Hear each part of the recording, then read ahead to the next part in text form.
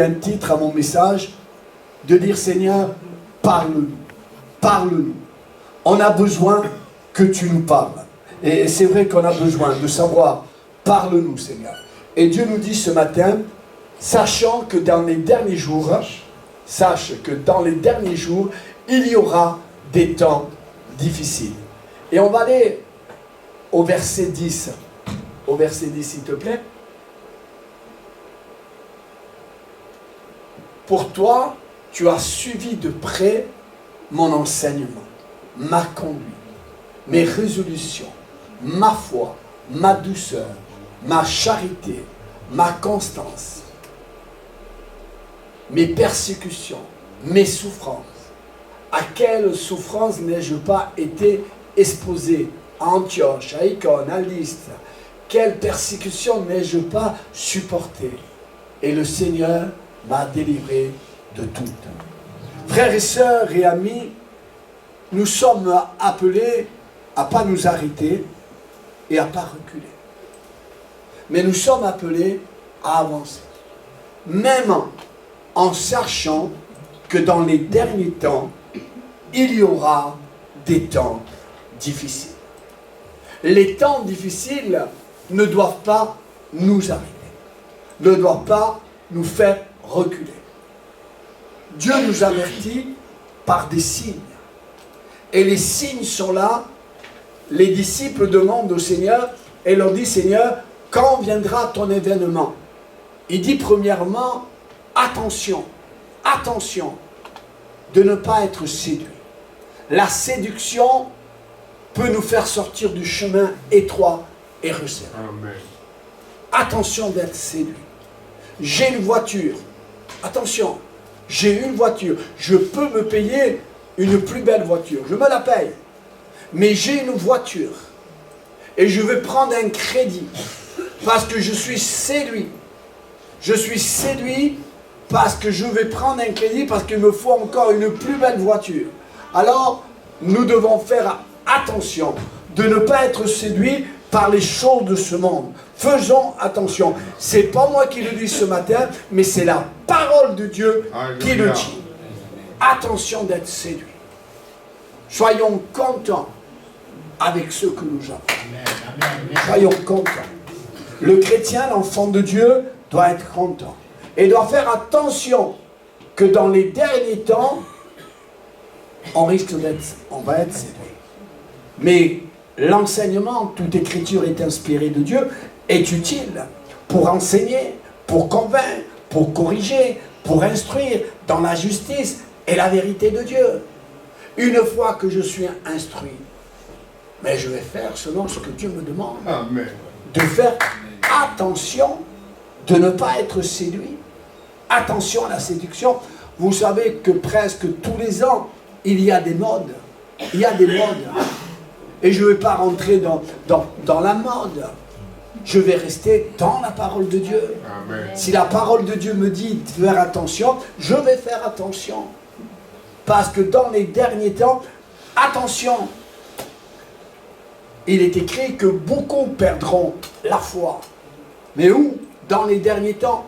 À cause de quoi? À cause que c'est difficile. C'est pas parce que c'est difficile que je dois m'arrêter. Parfois, nous rencontrons des gens à Intermarché, dans la rue, et nous disons, mais pourquoi tu ne viens plus à la réunion? Ah, parce que j'étais persécuté, parce que j'étais prêt. Mais frères et sœurs, celui qui voudra vivre pieusement en Jésus-Christ ne sera persécuté. C'est le lot du chrétien. Si je suis persécuté, je m'arrête, que je n'ai pas compris l'enseignement de la parole de Dieu. Je suis persécuté, mais je ne suis pas appelé à m'arrêter. Dans les derniers temps, Dieu nous avertit. Dans les derniers jours, Dieu nous avertit qu'il y aura des temps difficiles. Et parce que je sais mon enseignement, je sais qu'il y aura des temps difficiles, je ne vais pas commencer à m'arrêter. Mais je veux continuer, c'est difficile, je le reconnais. Je reconnais que c'est difficile. Mais ce n'est pas pour cela que je m'arrête. Je continue à persévérer. Celui qui persévérera, il est écrit, celui qui croira et qui sera baptisé sera sauvé. Celui qui croira et qui sera baptisé sera sauvé. Mais ça ne s'arrête pas là, la parole de Dieu. l'enseignement de Dieu. Et il est écrit, celui qui persévérera après avoir été baptisé, après avoir cru en Jésus. Vous savez qu'en enfer, il y aura des chrétiens qui n'ont pas persévéré, qui sont soumis à pécher. Et le salaire du péché, c'est être perdu. Alors, frères et sœurs, nous devons faire attention. Marie, celui qui croira et qui sera baptisé sera sauvé. C'est vrai, c'est bien. Mais maintenant, il nous reste à persévérer. On n'est pas appelé à s'arrêter. On n'est pas appelé à abandonner notre Église. Mais on est appelé à se soutenir les uns et les autres. Ne croyez pas, disons la vérité seule nous affranchit. Dans un foyer, mais il y a des hauts, il y a des bas. Il y a des hauts et des bas dans un foyer. Vous qui êtes mariés, vous qui avez des enfants, il y a des hauts et des bas dans un foyer. Ça nous arrive que dans le mois, on arrive à passer le mois. Mais il y a des mois qui arrivent et qu'on n'arrive pas à les passer. C'est pas parce que c'est si difficile. Dans le couple, ce mois, c'est difficile que je veux me mettre à abandonner ma femme. Ou je veux me mettre à abandonner mon mari. C'est pas parce que c'est difficile que je vais quitter l'église, ou mon mari, ou ma femme. Vous savez, il y a des gens qui n'aiment pas la chaleur. Vous savez, il y a des gens qui n'aiment pas le froid. L'été, je me régale, ceux qui aiment la chaleur. L'été, je me régale à venir à la réunion. Mais l'hiver, je ne viens pas, parce qu'il fait froid et j'aime pas le froid. Frères et sœurs, on ne marche pas avec le Seigneur quand ça nous plaît, ou que ça ne nous plaît pas. C'est tout le temps. Parfois, je me pose la question, je dis, Seigneur, si ce chrétien, cette chrétienne, on compterait simplement que sur elle, l'Église fermerait. Heureusement que l'Église ne voit pas aux frères et la sœur qui abandonnent l'Église, qui s'arrêtent. Heureusement qu'il y a une équipe qui se tient devant Dieu, qui persévère dans les voies de Dieu. Et nous sommes appelés, dans ces temps difficiles, à ne pas nous arrêter malgré que c'est difficile. Ne croyez pas que nous sommes des fous. Nous savons que nous vivons une crise économique. Nous savons qu'à force, les médias de parler de guerre, la guerre va éclater. C'est une préparation. Et dans quelques mois, ça va être voté. Je ne sais pas si ça va être voté au Sénat, mais ça risque d'être voté. Le service militaire va reprendre. Un général va dire, nos enfants vont être jetés à la guerre. Et vous entendez, la parole de Dieu dit, vous entendez parler de guerre et de bruit de guerre. Ce que nous entendons, nous sommes en guerre, l'Europe est en guerre. Nous entendons des guerres et des bruits de guerre. C'est-à-dire que le retour du Seigneur est imminent. Le Seigneur viendra comme un voleur. Le Seigneur viendra comme un voleur. Et si ça arrête là, c'est pas bon. Parce que les chrétiens, les enfants de Dieu, il ne viendra pas pour nous comme un voleur. Parce que nous l'attendons. Et pourquoi nous l'attendons? Parce que nous sommes en communion avec lui. Et oui, nous sommes en communion avec lui. Et parce que nous sommes en communion avec lui, nous entendons que le Seigneur nous dit, je reviens. Mais si tu es dans l'église, si tu es en communion avec Dieu, tu l'entends. Mais celui qui ne vient plus à l'église, il ne peut pas entendre. Celui qui n'est plus en communion avec Dieu, il ne peut plus entendre que le Seigneur revient.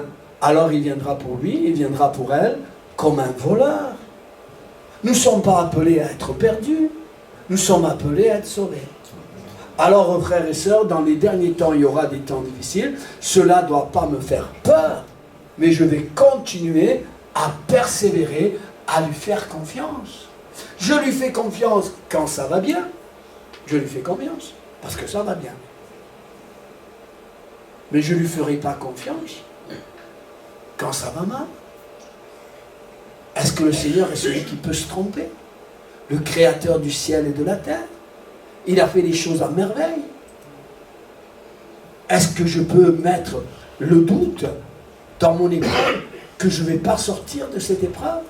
Mais oui, Dieu va me donner la force de sortir dans cette épreuve. Mais il ne me demande pas de m'arrêter, de reculer, mais il me demande de persévérer. Marche. Continue à marcher.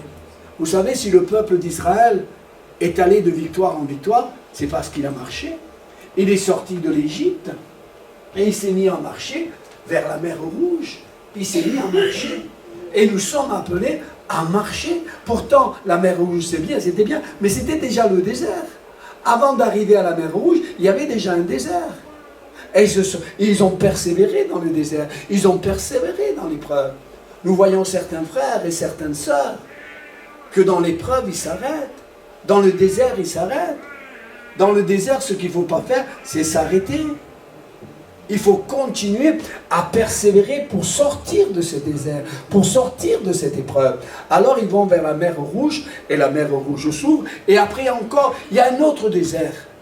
Oui, le sort de l'homme sur la terre est semblable à celui d'un soldat. Si tu combats plus, tu n'es plus dans les plans de Dieu. Parce que l'enfant de Dieu, l'homme de Dieu que nous sommes appelés à être, il vit dans le combat, constamment dans le combat. Et s'il n'y aurait pas de combat, il ne nous appellerait pas à prendre les armes.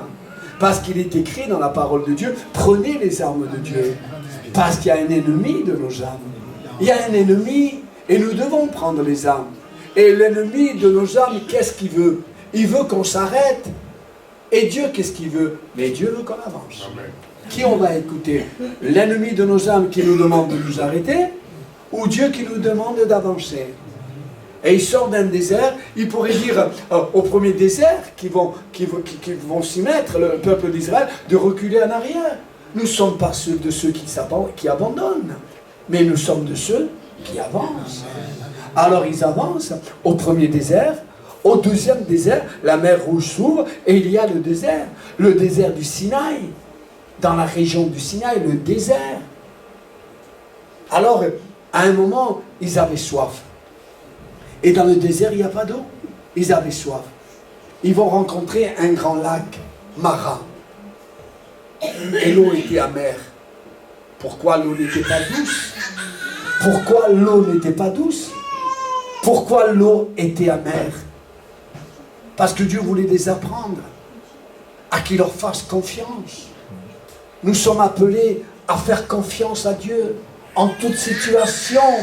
Nous sommes appelés à faire confiance à Dieu. Et là, ils vont boire de l'eau.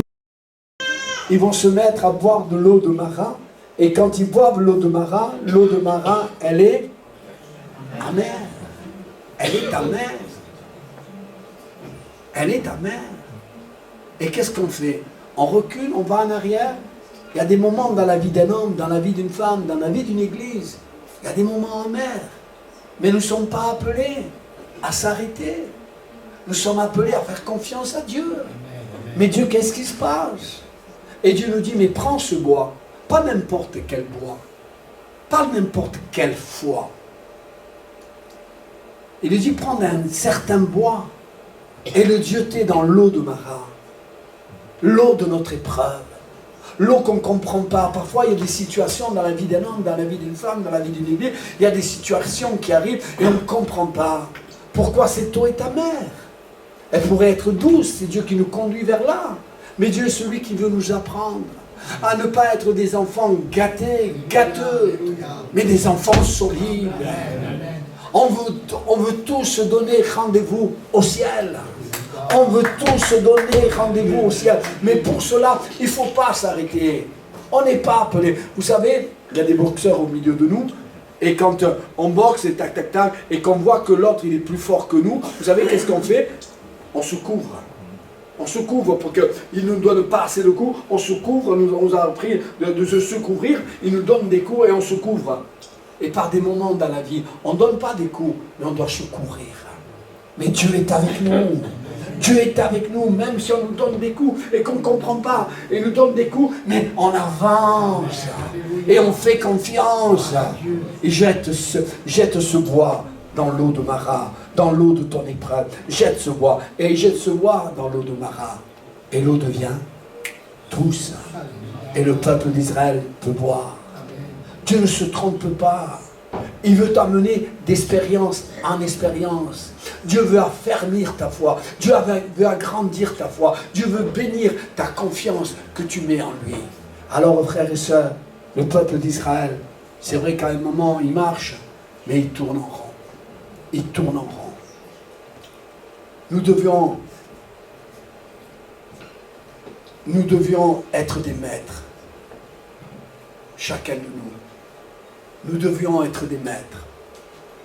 Et nous voilà au lait spirituel. On devait être des maîtres. Accueillir la nouvelle génération qui nous arrive comme des maîtres. On peut les enseigner, on peut les corriger, on peut leur parler. On devait être des maîtres. Et nous voilà encore au lait spirituel. Ils ont tourné en rond. Et le but de Dieu pour toi, pour moi, pour notre Église, c'est qu'on ne tourne pas en rond, mais qu'on avance en direction du Seigneur. Dieu honore la foi. Et il va dire, et je vais terminer, Dieu honore la foi. Et Dieu va dire, or sans la foi, il est impossible de m'être agréable. Agis par la foi. Fais-moi confiance.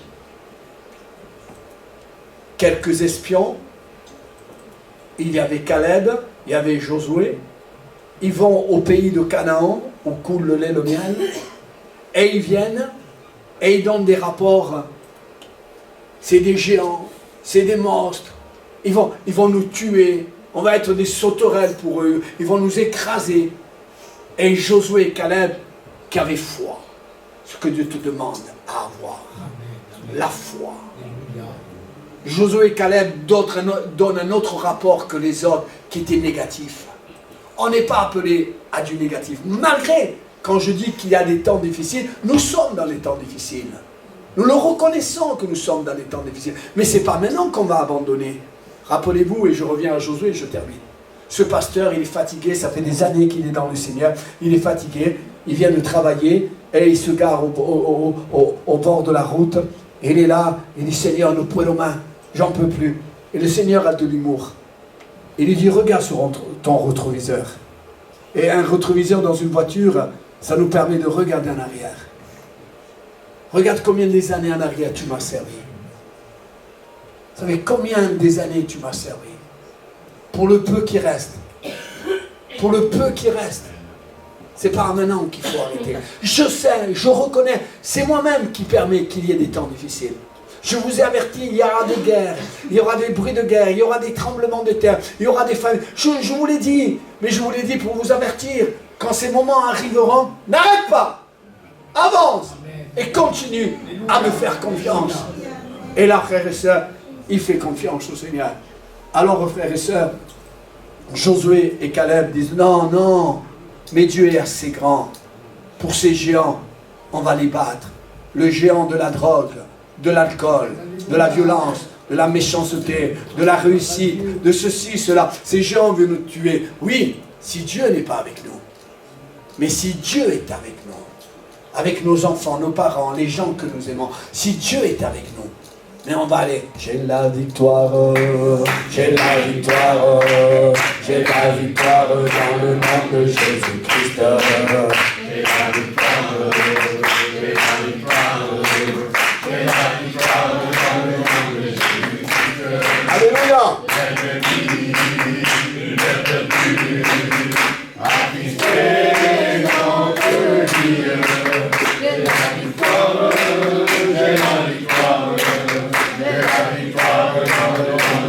En espagnol, tengo victoria, alléluia, amen, amen, Oriano, on le chante, on confesse.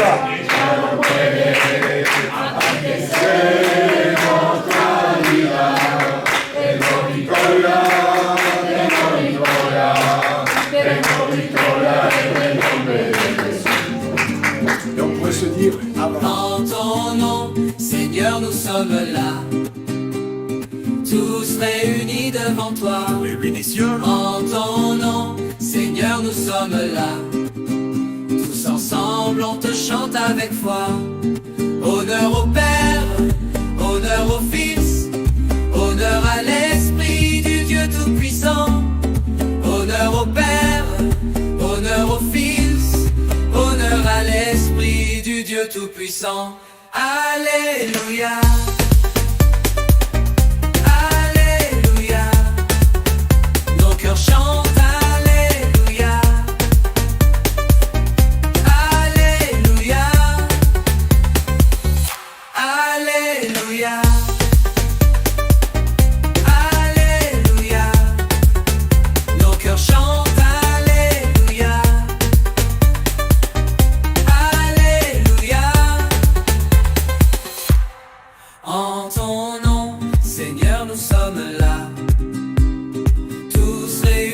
devant toi. En ton nom, Seigneur, nous sommes là. Tous ensemble, on te chante avec foi. Honneur au Père, honneur au Fils, honneur à l'Esprit du Dieu Tout-Puissant. Honneur au Père, honneur au Fils, honneur à l'Esprit du Dieu Tout-Puissant. Alléluia. Alléluia. Nos cœurs chantent Alléluia. Alléluia. Alléluia. Alléluia. Nos cœurs chantent Alléluia. Alléluia. En ton nom, Seigneur, nous sommes là. Tous réunis devant toi. En ton nom, Seigneur, nous sommes là. Tous réunis devant toi.